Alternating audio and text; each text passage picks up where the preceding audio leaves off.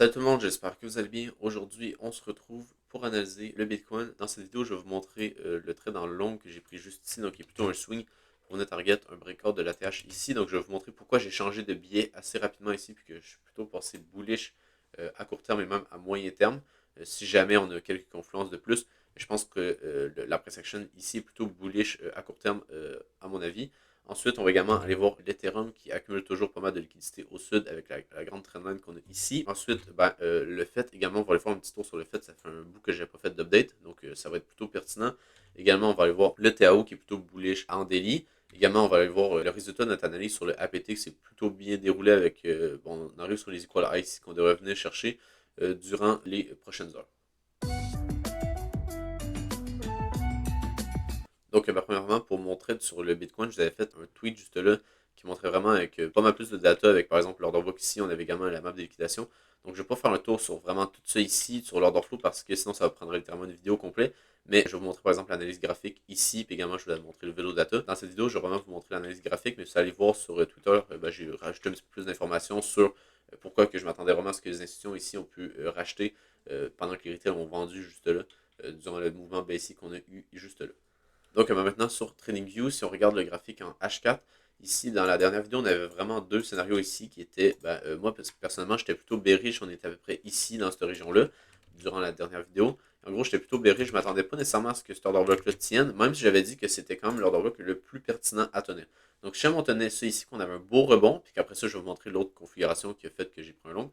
Mais si on avait un beau rebond, ça pouvait être pertinent pour poser un bottom et venir target des plus hauts ici. Parce que si on cassait cet order block-là, ça rajoutait énormément de confluence sur le fait qu'on venait chercher ça ici et également ça ici. Mais si on la tenait, puis justement qu'on avait de belles configurations graphiques, là, ça pouvait être plutôt bullish. Puis justement, ceux qui étaient bullish, ils s'attendaient vraiment à ce que cet order block-là tienne pour après ça faire des plus hauts. Donc, c'est justement ça qui est arrivé finalement. Donc, c'est pour ça que c'est très important de changer de billet très rapidement. Parce que une fois que, par exemple, si j'étais bearish, donc tout ce mouvement-là, j'ai shorté là pour venir après ça target cet low-là. Et après ça, même ici, j'étais bearish, je m'attendais justement à l'inducement qu'on avait là pour après ça potentiellement faire des plus bas et venir chercher les 49 000. Mais une fois qu'on a des datas qui sont contraires, donc le graphique nous dit l'inverse, c'est ultra pertinent, c'est surtout ultra important de vraiment suivre le graphique, qu'est-ce qu'il nous dit pour prendre des bonnes décisions. Parce que ici, par exemple, j'aurais pu dire, ouais, mais ça, c'est juste des inducements, puis on devrait venir faire des plus bas par la suite. Puis qu'on garde la structure qui serait comme ça ici, avec un high et un low qui serait là, pour après ça, faire un retracement et faire des plus bas. Mais non, quand j'ai vu, en gros, pourquoi que ici j'ai passé bullish, c'est le fait qu'ici on avait créé un support juste là, avec toutes les mèches qu'on avait ici, qui étaient venues retester les order blocks qu'on avait juste là. Et après ça également, on a vu une mèche juste là. Donc ici, on avait quand même pas mal de support pour les retail. Donc ici, ça a permis à beaucoup de gens de, par exemple, tenter des longs comme ça sur ce support-là avec un stop en dessous ici. Donc ici, il y a beaucoup de longs qui se sont fait liquider. Donc juste là. Et on est revenu parfaitement sur l'order block daily. Donc pour moi ici, c'était vraiment le niveau à tenir. Donc on est revenu dedans parfaitement. On l'a bien mitigate. Et après ça, à mon avis, ici, il y a beaucoup de personnes qui se sont fait liquider. Donc ça a permis théoriquement aux institutions de racheter ici du Bitcoin pour potentiellement venir target des plus hauts. Également, l'accumulation qu'on aurait juste là, avec le support qu'on a ici, avec également le haut de l'accumulation qui serait juste là, qu'on appelle la trading range, ici, en gros, on aurait quand même une très très grande accumulation, je dirais en H4, même peut-être en H8. Ouais, en H8, on la voit bien, ici, avec, même, j'enlève tout ici, là. On pourrait très bien voir le support juste là qu'on est venu liquider. Donc en H8, c'est quand même une très très grande accumulation. Donc on pourrait s'attendre à un gros mouvement si jamais on vient la confirmer avec une cassure juste là ici. Donc jamais on vient casser ça, mais ça serait pour moi très bullish. Mais même ici à court terme, d'après moi, on venait la casser juste là. Mais ouais, c'est ça. Je suis rentré sur la cassure de la structure en H4 juste là. Vu comme que je disais qu'on avait une grosse contrepartie qui avait été juste là, donc beaucoup de personnes se sont fait liquider, que d'après moi les institutions ont pu racheter juste là.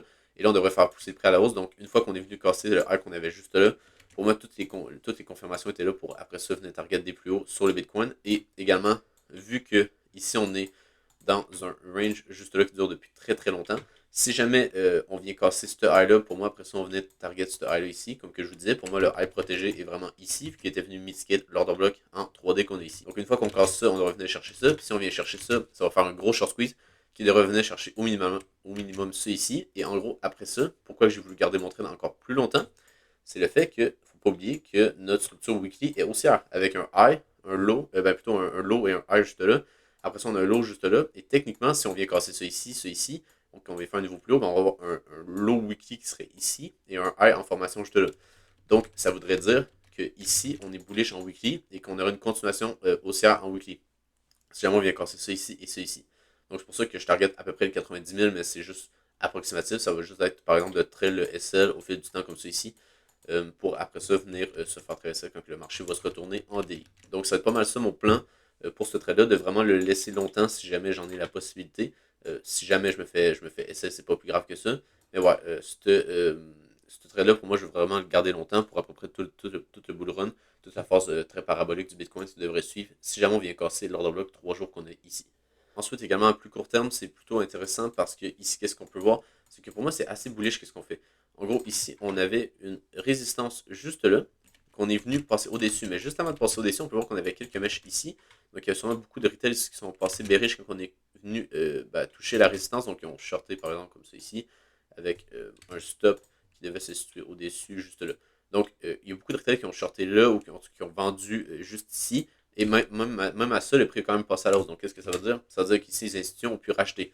Donc, ça veut dire qu'il y avait des institutions qui rachetaient en face quand les retail vendaient. Donc, ça voudrait dire que le lot qu'on a réussi devrait être protégé parce que les institutions ont théoriquement injecté des positions longues dans toute cette région-là et on aurait un lot qui serait là parce que si on revient en dessus de ça, leur position serait en perte. Donc, ici, ça se pourrait très bien que ce lot-là ne soit protégé. Également, si jamais ce lot-là ne vient à être pas protégé puis qu'on passe en dessous, je vais simplement venir target, pas nécessairement target, mais juste qu'est-ce que ça va être mon plan? Ça va être de revenir dans l'order block daily qu'on a ici, donc le mouvement baissier qu'on a là, qui est venu liquider tout ça ici, qui est revenu dans l'order block daily. On pourrait très bien revenir là-dedans pour après ça faire des plus hauts. Donc si jamais, comme que je vous dis, le low H1 ici, il est venu à être cassé, après ça, on va simplement s'attendre à un retracement plus conséquent pour revenir dans cette région-là ici et après ça faire des plus hauts. Donc même si on vient à casser ça, je vais toujours rester dans mon trade. C'est juste que je vais m'attendre à ce que le prix revienne minimum à break-even, même un peu en négatif. Et après ça, pour potentiellement faire des plus hauts. Également, dernière chose que je voulais dire, c'est le fait que ici, même si j'ai un long juste là, c'est pas nécessairement que mon billet baissier est invalidé. C'est simplement que je spécule sur le fait que je pourrais avoir tort et que ici on pourrait être aussi.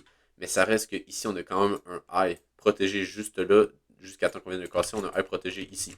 Même je vous dirais que peut-être que le high protégé, on pourrait dire qu'il est là, puis que si on vient de casser là, on pourrait vraiment passer vraiment plus bullish. Mais pour moi, ici, c'est vraiment juste de la spéculation sur le fait que je pourrais avoir tort et qu'on pourrait venir chercher des niveaux plus hauts. Mais ça reste que le billet est toujours valide avec un high juste là, un low, donc on devrait avoir un retracement pour après se faire des plus hauts plutôt. Donc ici, il n'y a rien qui a changé sur le billet, je voudrais 3 jours à peu près pour venir target ces niveaux-là. C'est juste qu'ici, c'est vraiment juste de la spéculation pour après ça potentiellement soit avoir raison et avoir un risk-reward qui est assez asymétrique. Donc par exemple, si j'aurais 14 heures, donc ça veut dire si je risque 1$, je peux le faire jusqu'à 14$. Donc ici, mon risque reward est assez asymétrique pour le fait que même si j'ai pas raison souvent, ça reste que sur le long terme, tu es quand même en profit. Donc ici, c'est ça le but, c'est juste en trading, c'est vraiment, quand tu as raison, tu fais beaucoup d'argent, puis quand tu as tort, tu fais juste perdre par exemple 1$, puis quand tu as raison, tu en gagnes 5, 6, 7$. Donc c'est assez facile après ça d'être rentable. Après ça, je vais être constant pour de prendre des bons trades, mais ça reste que ici, même si j'ai tort, c'est pas si grave que ça. Je vais peut-être perdre moins 1, mais si j'ai raison, je gagne 14. Donc pour moi, ça vaut la peine ici de spéculer sur le fait que justement, j'ai tort sur mon billet 3D, qui est pour moi bearish. Mais bon, on va voir qu'est-ce qui se passe durant les prochains jours. Mais pour moi, ici, ça pourrait être assez bullish. Si jamais on vient confirmer, comme que je vous dis, par exemple, la casse de ce high-là et même celui-là ici, là, après ça, je pense qu'on va vraiment pouvoir parler d'un ATH et des 80-90 000 par la suite. Pour ce qui est de l'Ethereum, on reste toujours dans la même configuration, qu'on a énormément de liquidité à venir chercher juste ici, donc je ne vais pas passer non plus des heures à en parler. Ici, on a toujours de la liquidité, donc ça, c'est quelque chose de négatif pour mon trade en long sur le Bitcoin. Parce que le problème, c'est que ici, j'ai pas de confluence sur l'Ethereum. Donc l'Ethereum, c'est quand même la deuxième plus grosse crypto. Donc j'aimerais ça que l'Ethereum soit également bullish, mais pour moi, ici, c'est plutôt bearish. On devrait venir chercher la trendline juste là. C'est assez rare, sincèrement, qu'on ne vient pas chercher cette trendline-là. Donc littéralement, ils sont prévenus de chercher cette trend faire quelque chose comme ça pour venir, comme que je vous dis, chercher le gros support qu'on a juste là, qui devrait être cherché, d'après moi, là, durant les prochains jours, prochaines semaines. Ça prend encore pas mal de temps. On est vraiment dans un gros range ici, donc on ne bouge pas tant sur l'Ethereum. Mais pour moi, qu'est-ce qui serait le mieux? Ça serait qu'on vienne chercher ça ici pour après ça faire des plus hauts. Mais pour l'instant, on n'a pas grand chose ici, donc on ne bouge pas tant que ça. Mais même à court terme, ici, on a quand même la trend qu'on aurait ici. Donc, à voir, mais pour moi, du côté d'Ethereum, on n'est pas bullish. Donc, ça rajoute pas mal moins de confluence sur mon trade sur le Bitcoin. Donc, c'est également ça à prendre en compte du fait que l'Ethereum n'est pas bullish. C'est quand même la deuxième plus grosse crypto. Donc, il va falloir faire attention. Là, ici, on pourrait très bien venir simplement chercher la liquidité pour après ça venir chercher des plus bas par la suite. Ensuite, du côté du fait, sincèrement, mon biais est assez dur à identifier. Pourquoi? Parce que ici, j'ai vraiment deux scénarios du côté du fait. Donc, ça arrive souvent qu'on a deux scénarios, que c'est assez dur de dire quel scénario va se matérialiser. Donc, ici, en gros, on était clairement bullish quand on était venu chercher cette région-là, ici, sur le gros mouvement baissier qu'on avait là sur le fait en monthly. Donc, on pourrait le voir ici en monthly, juste là. On avait un gros mouvement baissier. Ici, on pouvait vraiment s'attendre à avoir une réaction ou même avoir un bottom. Même ici, je dirais un bottom, ça faisait quand même pas mal de sens qu'on en ait un juste là. Donc ici, on était bullish. Donc à partir euh, des 79 cents environ. Puis même, on avait également identifié ce petit niveau-là qu'on a rebondi parfaitement juste ici. Mais après ça, le problème, c'est que quand on a eu le rebond ici du côté du fait, ben, on a créé de la liquidité juste là avec la trendline qu'on est venu liquider. Et après ça, on peut voir qu'on est venu réintégrer cette trendline-là. Et on est également venu respecter le high qu'on avait ici. Donc, on pourrait dire qu'on est passé bullish en venant casser ce high-là qu'on a ici. Mais pour moi, vraiment, le high protégé daily se situe quasiment ici. Donc, à ce niveau-là, vers les 1,85$. Donc, ici, le problème, c'est qu'on ne peut pas vraiment savoir si, en gros, le fait va venir simplement retester l'ordre bloc qu'on a ici pour après ça faire des plus bas et revenir, même, je voudrais même revenir sur ces plus bas-là, ce qui est pour moi pas très probable, mais ça pourrait être quand même une possibilité vu qu'on avait quand même créé une grosse trendline juste là qu'on est venu liquider.